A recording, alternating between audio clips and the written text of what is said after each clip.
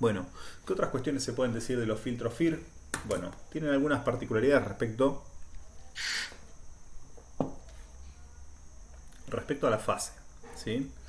Vamos a ver un poco y a recordar cómo es que podemos calcular la respuesta de módulo y fase, ¿sí? Si nosotros tenemos un filtro que está expresado solamente por una convolución, ¿sí? En el dominio del discreto del tiempo o en el dominio Z, y justamente tenemos una especie de sumatoria de términos, ¿sí? De términos de coeficientes por demora. Bien, entonces lo que podemos decir es que justamente h de j omega, recuerden que esto es la respuesta de módulo y fase, ¿sí? De un filtro FIR va a ser B0 más B1 por E a la J menos omega, o a la menos J omega, mejor dicho, omega, más B2 por E a la menos J 2 omega, todos los términos que yo quiera, por E a la menos J n menos 1 omega. ¿Ok? Entonces, podría tener un grado n, ¿sí? Con n-1 con n coeficientes, ¿sí? Y justamente tendría esta respuesta. Ahora la pregunta es, bueno, ¿cómo expreso yo esto en términos de módulo y fase? ¿Sí? ¿Cómo lo llevo a esta forma, la forma polar? Bueno, recuerden, el mismo truco de siempre. El truquito de sacar factor común, el punto medio, ¿sí? El punto medio nos va a servir para justamente llevarlo a esta expresión, justamente buscando la propiedad de ¿cómo se dice? De las propiedades trigonométricas, que justamente las vamos a encontrar con las exponenciales complejas, y a partir de las identidades de Euler vamos a encontrar similitudes a senos o a cosenos. Entonces, fíjense lo siguiente. Vamos a empezar a hablar de forma genérica y vamos a sacar factor común, e a la menos j, el punto medio va a ser entre 0, recuerden que acá es e a la j 0, ¿sí?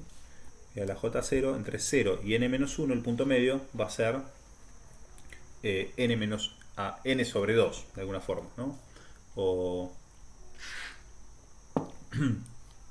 si le queremos dar valores para n igual a, fíjense, para n igual a 3, ¿sí? N igual a 3, llegaríamos hasta acá.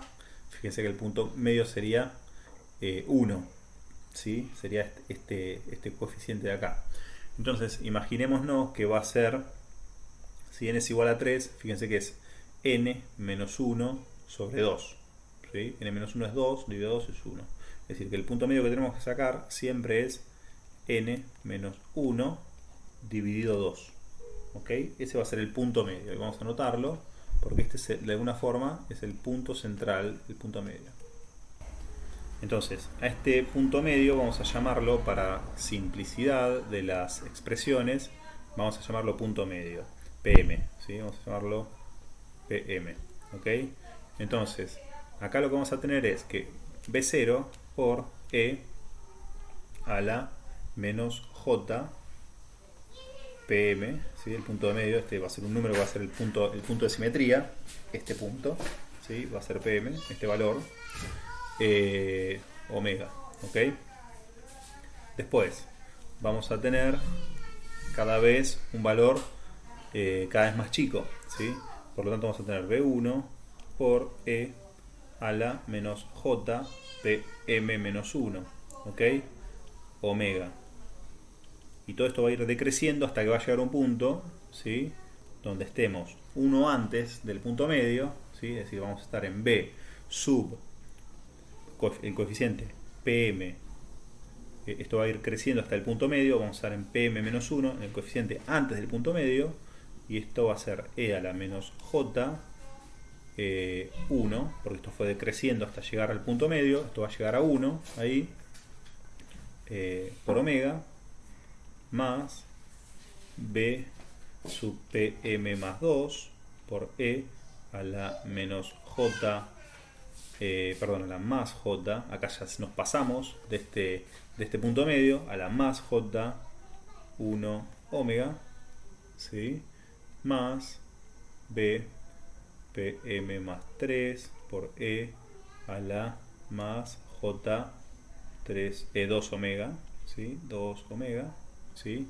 Y así seguiremos más todos los términos hasta llegar a dónde, al que está simétrico a este, pero con signo positivo.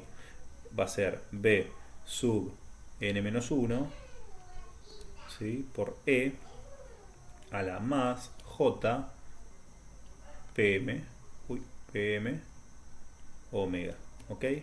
Entonces, fíjense que va, es decir, esto está definido para un número arbitrario de coeficientes. Pueden ser cientos, miles de coeficientes. Van a ver que eso en filtro FIR es bastante normal, llegar a órdenes cientos o miles, ¿sí? Se puede perfectamente, ¿sí? Ustedes tengan en cuenta que para implementar un filtro que tenga un orden de cientos o miles, ¿sí? Lo único que basta es hacer una convolución, es decir, muchas sumas y multiplicaciones, o lo que se llaman max, ¿sí?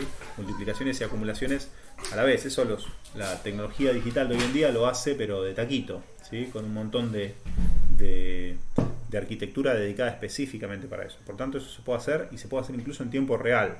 Así que nadie que se asuste a que este término puede ser gigantesco, ¿sí?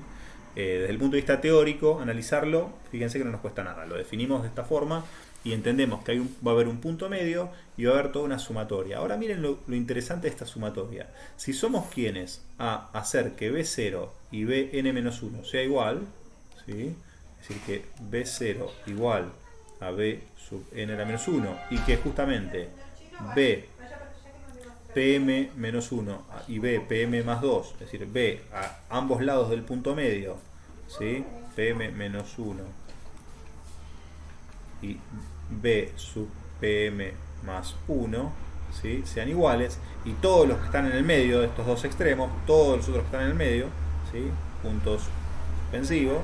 Es decir, si hacemos esto, si forzamos esto, podemos hacer que justamente en cada uno de estos términos aparezca un coseno, ¿sí? De hecho un 2 coseno por la identidad de Euler, ¿sí? Es decir, vamos a indicar que justamente B, vamos a llamarle B y B' para indicar a los coeficientes B que están a ambos lados del punto medio, ¿sí? Si B sub X o B, mejor dicho, B PM menos X por E a la J X omega, ¿sí? Más B PM más X, es decir, el otro punto que está simétrico respecto del punto medio, por E a la más J X omega, ¿sí? Vamos a tener que esto va a ser igual a 2 coseno, ¿sí? De X omega, ¿sí? Entonces, lo que tendríamos acá sería una sumatoria de términos que valen 2 coseno, ¿sí? Y fíjense que justamente ese factor no es otra cosa que el módulo, ¿sí? Es decir, nuestro módulo va a estar compuesto por una composición de términos que van a estar pesados por justamente el factor B sub PM en el caso de que estos sean iguales, de que este y este sean iguales, ¿ok? Es decir, en realidad 2 por, acá vale decir 2 por B sub PM, ¿ok? Más X, B sub PM más X. Es decir, lo que vamos a tener si pasamos en limpio es que justamente H de J omega sea una sumatoria, ¿ok? Para todos los pares de coeficientes, ¿sí? Para todos los pares de coeficientes, vamos a ver cómo lo podemos definir de forma bonita, ¿ok? Podemos definirlo a partir del punto medio, ¿sí? Y empezar esta sumatoria en 1 y hacerlo para todos los m pares de coeficientes,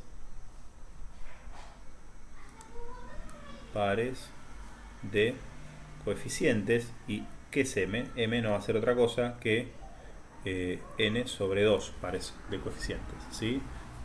Dado que justamente PM va a ser un punto medio, estamos hablando de que justamente estamos estableciendo una condición de simetría respecto del punto medio, ¿sí? Respecto de el punto medio. Entonces, si hay simetría respecto del punto medio, nosotros vamos a tener un módulo que va a estar dado por una sumatoria de términos que van a ser de 2, ¿sí? Este 2 va a ser factor común, 2 veces el coeficiente b sub i, ¿okay? Cualquiera de los que están simétricos, porque van a ser justamente los mismos por esta simetría que estamos requiriendo, b sub i. Y este b sub i no va a ser así, sino va a ser b sub pm menos i, ¿sí? Pm respecto del punto medio, es decir, el iésimo respecto del punto medio. ¿Por quién? Por un coseno de una frecuencia que va a ser también creciente respecto del punto medio. Fíjense que acá tengo un omega, 2 omega, 3 y vamos a tener más pulsación, ¿sí? Más más incremento en lo que sería la frecuencia respecto de omega, ¿sí? A medida que me alejo del punto de simetría. Por lo tanto, vamos a tener un factor i por omega, ¿sí? Un factor i por omega, y todo esto que va a ser el módulo por e, ¿a qué cosa? E por una fase que, ¿cómo va a ser esta fase? Vamos a ver. E a la menos j pm omega, ¿ok? Este es P sub m omega, ¿ok? Entonces miren qué interesante la respuesta de módulo y fase, ¿sí? El módulo vimos que va a depender solamente, ¿sí?, de funciones cosenoidales, ¿sí? Mientras que la fase va a ser absolutamente lineal, es decir, el módulo de h de j omega, que es la respuesta de cualquier filtro FIR, va a ser una sumatoria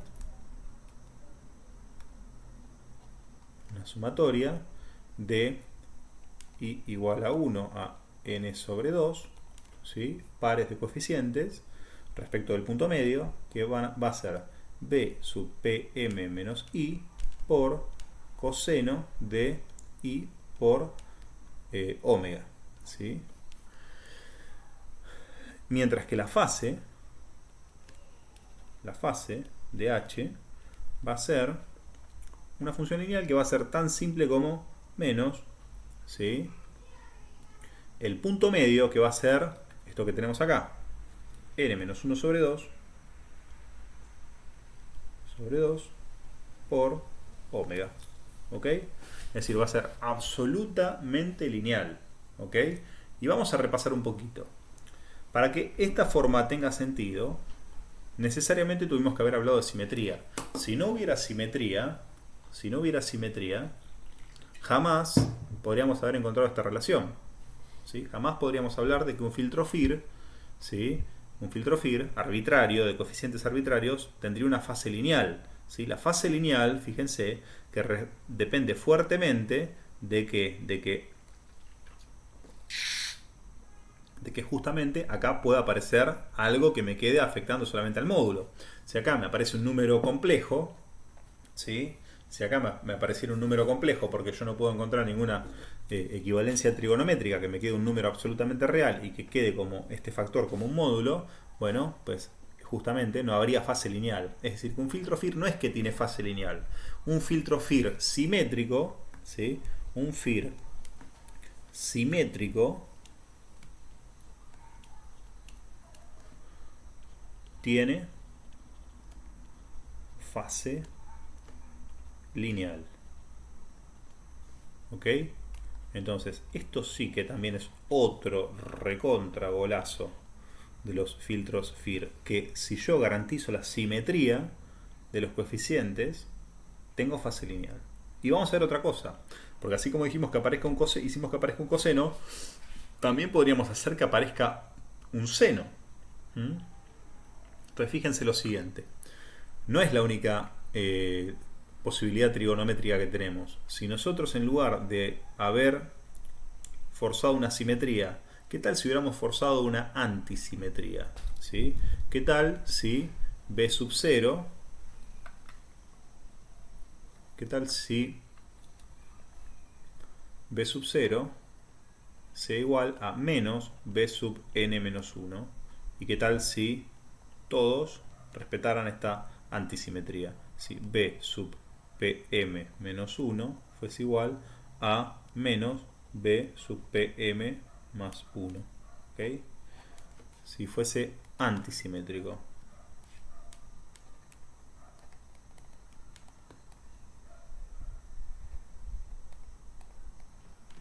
¿Okay? Si hubiera antisimetría, no cambiaría mucho la expresión, fíjense. En lugar de cosenos, de dos cosenos, tendría otra variante. Es decir, pero el mismo truquito del punto medio lo puedo hacer. Entonces nos quedaría que la respuesta del módulo, la respuesta h de j omega, va a ser igual a ¿qué cosa? Va a ser igual a una sumatoria también, pero en este caso de 2 y j, ¿sí? Porque recuerden que cuando teníamos esto mismo, pero en vez de un más, un menos, era igual a j seno, ¿sí? A 2j seno. Por lo tanto, 2j seno, ¿de qué cosa? El iésimo de los n sobre 2 también, ¿sí?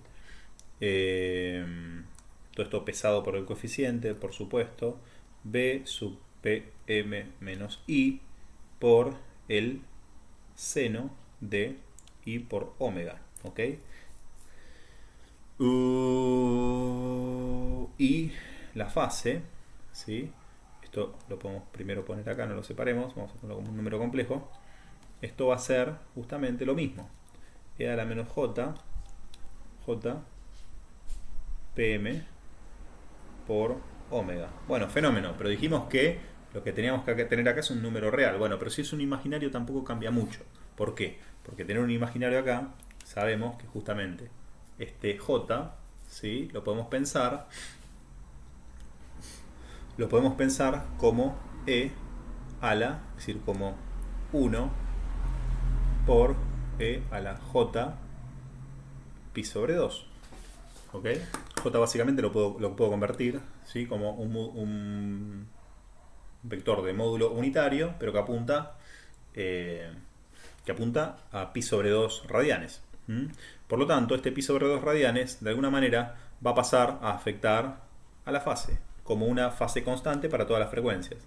Por lo tanto, el módulo de h de j omega va a pasar a ser algo muy parecido. Va a pasar a ser 2 sumatoria iésima n sobre 2 de b sub pm menos i por seno de i omega, ¿sí?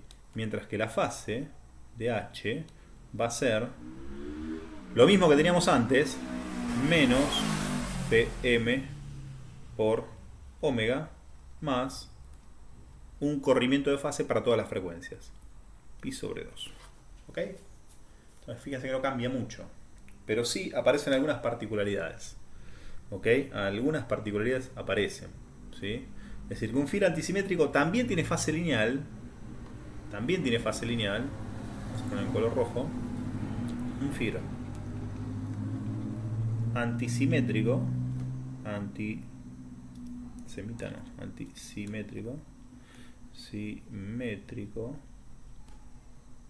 un FIR antisimétrico también tendrá fase lineal, ¿ok?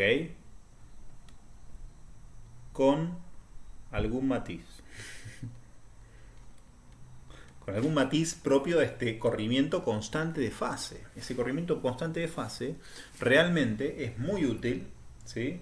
Es muy útil ese corrimiento constante de fase, es muy útil para implementar dos tipos de filtros digitales, ¿sí? Que son ciertamente muy prácticos para las comunicaciones digitales y para el análisis de señales digitales, que son los transformadores de Hilbert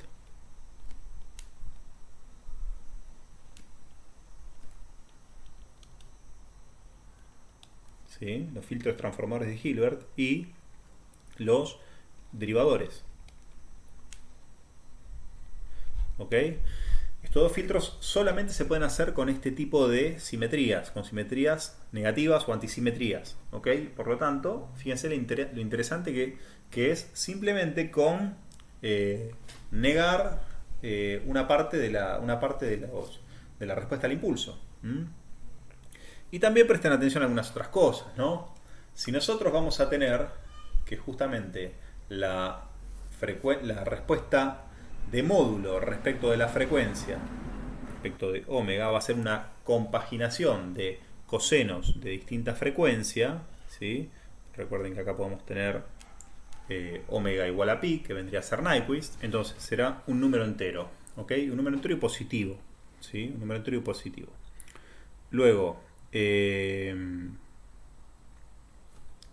si esto es así, si eso es un número entero y positivo, es porque n es un número impar, ¿ok?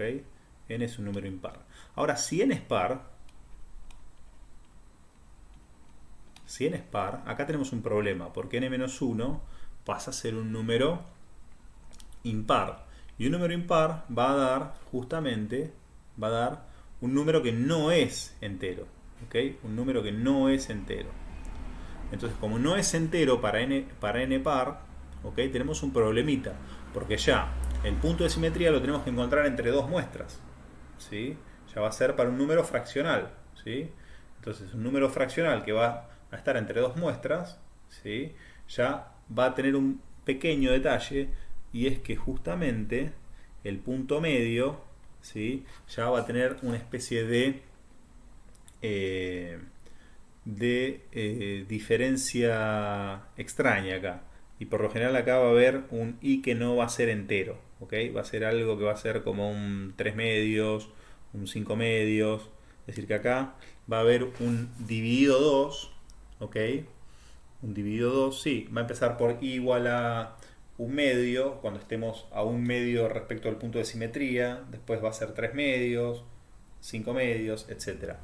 Entonces, eso va a dar lugar a que justamente tengamos omega sobre 2, 3 medios de omega, y eso está bueno porque justamente lo que va a hacer es forzar respuesta de módulo, es decir, para n par, ¿sí?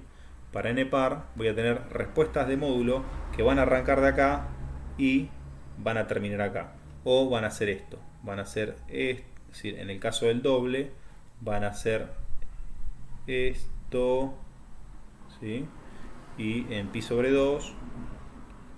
¿Sí? Y después van a rebotar y van a hacer esto. ¿Ok? Y después lo van a hacer para 4 veces. Lo van a hacer acá. Lo van a hacer acá. Lo van a hacer acá. ¿Ok? Y así voy a ir compaginando respuestas cosenoidales. Fíjense qué interesante. Esas respuestas cosenoidales imposibilitan que h de 0, módulo de h de omega 0 radianes, ¿sí? Pueda ser igual a 0. Nunca va a poder ser igual a 0 cuando acá hay cosenoidales. ¿Y cuándo hay cosenoidales acá? Vamos tomando nota de esto. Va a haber cosenoidales acá cuando haya simetría positiva, como se dice, ¿no? La simetría de siempre. Cuando haya simetría. Es decir, el concepto de simetría garantiza fase lineal y aparte impide que haya ceros en continua. ¿Ok? Entonces, jamás vamos a poder hacer un filtro pasalto con este tipo de filtros. Jamás. Jamás un filtro que tenga simetría va a poder ser un filtro pasalto. Entonces, ya vemos que no va a poder ser un filtro pasalto. Fíjense que posiblemente pueda o no tener ceros en Nyquist, ¿sí? O en pi. Es decir, h, módulo de h en pi, puede o no, es decir, tiene un valor libre. Es decir, es libre. Dependerá de los coeficientes, quiere decir es libre. ¿Okay? Depende de los valores de los coeficientes. Pero fíjense que esto nunca puede ser así por la propia función coseno. Esto cuando estamos hablando cuando hay, recordemos, cuando hay simetría. El solo hecho de haber simetría, ¿sí? El solo hecho de haber simetría nos pone en una situación de funciones cosenoidales en el módulo.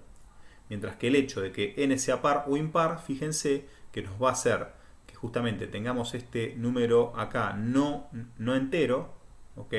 Que va a ser, es decir, n par, ya dijimos, que va a forzar que todos los cosenos obviamente arranquen de acá, que no sean, que no puedan ser 0, y que acá puedan o no ser 0 y que sea libre, ¿ok? Entonces, esto lo dijimos, vamos a armar una especie de cuadrito de doble entrada, que van a ver que esto es muy típico en los libros de DSP, donde si decimos que n sea par o impar, y si decimos que sea simétrico o antisimétrico. Entonces, dijimos que simétrico, ¿sí? Simétrico y par, simétrico y n par, pensemos, simétrico y n par, vamos a garantizar 0, que en h0 de 0 sea distinto a 0, es decir, nunca un pasalto. ¿Ok? Vamos a ver que h de pi es libre.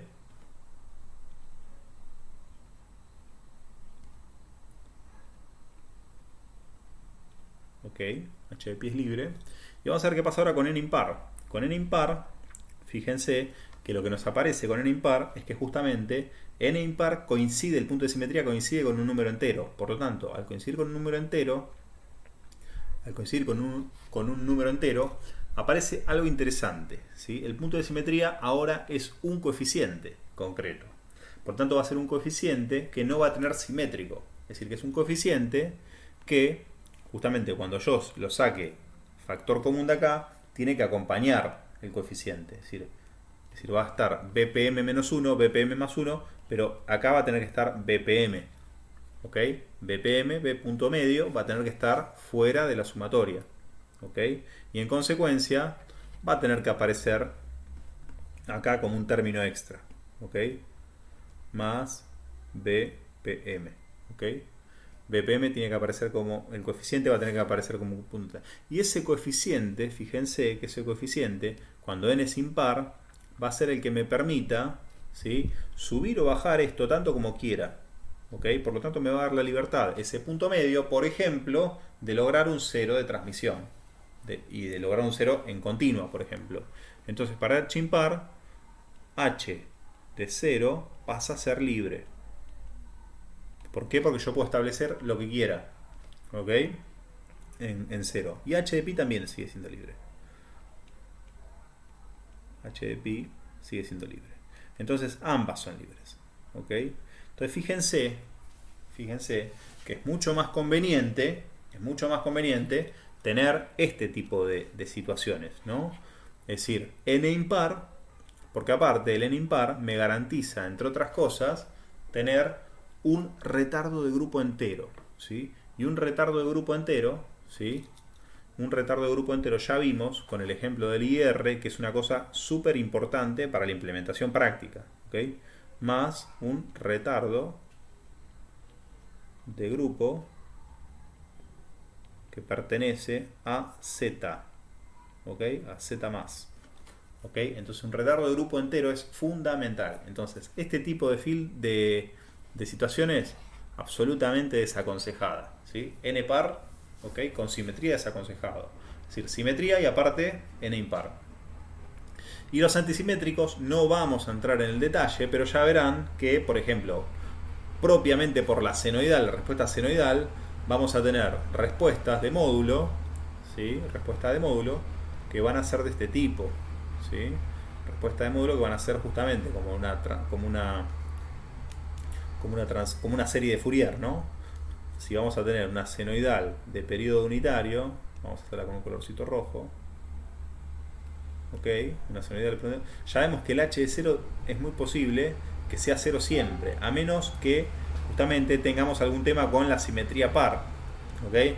Con la simetría par, recuerden que con la simetría par, recuerden que le metí ese factor 2 y en realidad expando esto y en lugar de ver esto voy a pasar a ver algo así hasta pi, ¿ok? Y esto ya tiene toda la pinta, toda la pinta de que voy a terminar metiendo funciones que van a terminar siendo, es decir, esto viene para abajo pero en realidad no viene para abajo, esto rebota para arriba, ¿no? Porque es una función módulo, ¿ok? Pero lo que vamos a asegurar es que entran de forma entera en pi radianes, ¿ok? Entran de forma entera y van a tener ceros en ambos extremos. Y el hecho de que tengan ceros en ambos extremos van a ser especialmente útiles, ¿sí? Especialmente útiles ¿para qué cosa? Para lograr los transformadores de Hilbert y los diferenciadores que a mí me gustan, ¿ok? Porque te aseguran transferencia topológica de 0 en continua y en Nyquist, ¿ok? ¿Y eso cómo se logra? Y bueno, justamente metiéndole un medio es decir, el n-par. El n-par, recuerden, el n-par tiene la desventaja del retardo de grupo siempre, por lo tanto el n-par tratar de evitarlo, siempre que se pueda evitarlo. Salvo cuando uno tenga que hacer, no sé, análisis de señales, ¿sí? Que en ese caso no importa que tenga un retardo de grupo no entero. ¿Por qué? Porque justamente para analizar uno analiza offline, es decir, no está dentro de un proceso, ¿sí? Donde una señal que se corra de muestra y meta un jitter, digamos, afecte a procesos posteriores, ¿no? Entonces simplemente analiza offline, ve la información, toma una decisión eventualmente, lo que fuera, ¿no? Pero cuando uno está trabajando en un proceso digital, uno nunca quiere que se vayan las cosas de sincronismo. Entonces, ¿qué más decir de esto? Que justamente para el caso impar, ¿sí? Para el caso impar, lo que me va a quedar siempre, recuerden, es un retardo entero. Y como lo que me va a pasar es que voy a tener libertad con B, ¿sí? Voy a tener libertad con B y cuando tenga libertad con B, yo puedo lograr lo que quiero. Puedo lograr un 0 puedo lograr un 0 en Nyquist y un 0 en continua si quisiera. Por lo tanto, siempre es mejor quedarse acá, ¿sí? Siempre es mejor quedarse de este lado. Si se puede, siempre es mejor quedarse de este lado, ¿ok? ¿Por qué? Porque me va a asegurar también un retardo de grupo perteneciente a los enteros. Si logramos esto, vamos a poder hacer transformadores de Hilbert, por ejemplo, para modulaciones y de modulaciones digitales, ¿sí? Y en ese caso los vamos a poder incorporar, por ejemplo, en un modulador o un demodulador digital, ¿ok? Entonces, este caso, esta columna de los n impares es mucho más recomendable para su implementación práctica, ¿ok? Esta tal vez solamente recomendable para el análisis o todos procesos offline, ¿ok? Esto totalmente desaconsejado, ¿ok? Bueno, esto que acabamos de mostrar en la bibliografía, en el Oppenheimer, en el Lyons, lo van a encontrar tal vez en el Oppenheimer, en el Lyons creo que no está. Lo van a encontrar como tipos de los filtros FIR, tipo 1, 2, 3, 4. Los 1, 2, 3, 4 se refieren a este tipo de constelación, depende en qué cuadrante esté. ¿Sí? Yo no me acuerdo cuál es el 1 y cuál es el 4, nunca me lo acordé y no hace falta, es una cuestión anecdótica. Es decir, basta con que uno tenga la capacidad para analizar esto, ¿no? N impar, simetría o antisimetría. Es decir, lo que tendrían que quedarse como concepto es la simetría de cualquiera de las dos formas, ¿sí? Va a hacer que tengamos fase lineal, siempre. Y eso es una ventaja muy importante de los filtros FIR. ¿Okay? Muy importante. La posibilidad de ser simétricos y tener fase lineal. Y en consecuencia retardo de grupo constante. No es retardo de grupo aproximadamente constante, es exactamente constante. Exactamente constante. Bueno. Esto es el final de las particularidades de los FIR, de la teoría de los FIR. Creo que más de esto no hace falta dar. Creo que más de esto excede por completo la finalidad de la materia. Okay, esto es tipo 3, esto es tipo 4 para que tengan una consistencia. Esto es tipo 2, desaconsejado, ¿sí? Y esto es tipo 1. Okay.